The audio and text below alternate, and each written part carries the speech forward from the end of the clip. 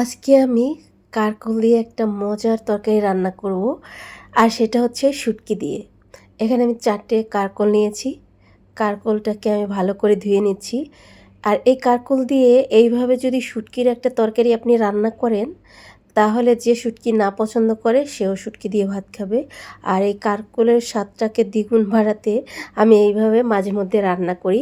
তো কারকলগুলোকে আমি এরকম লম্বা লম্বা করে কেটে নিয়েছি। এটাকে আরেকবার ভালো করে ধুয়ে নিয়ে এখন একটি পাতিলে গরম পানি বসিয়ে তাতে কারকলগুলো দিয়ে দিচ্ছি।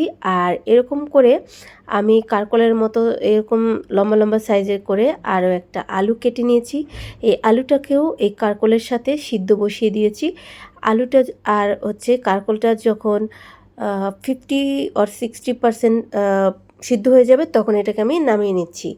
তারপরে অন্য একটি কড়াইতে তেল গরম দিয়ে তাতে পেঁয়াজ কুচি, কাঁচামরিচ আর হচ্ছে 2টা শুটকি আমি দিয়ে দিয়েছি। আর এখানে আমি কয়েকটা রসুন থেতো করে নিয়েছি।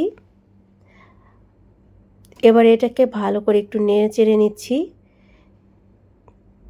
যেন পেঁয়াজটা হালকা একটু ভাজা ভাজা হয়। আর এখানে আমি চাপা শুটকি নিয়েছি। অবশ্যই চাপা শুটকি দিয়ে এই তরকারির রেসিপিটি রান্না করতে হবে। তারপরে হলুদের গুঁড়া, মরিচের গুঁড়া দিয়ে দিলাম। এবার একটু নেড়ে দেই। হালকা একটু মশলাটাকে কষিয়ে নিতে হবে। কার কার শুটকির ভর্তা পছন্দ কমেন্ট করে জানাবেন। আর যারা শুটকির পাগল, তারা হচ্ছে এইভাবে তরকারি রান্না করে নিতে পারেন সবজি দিয়ে।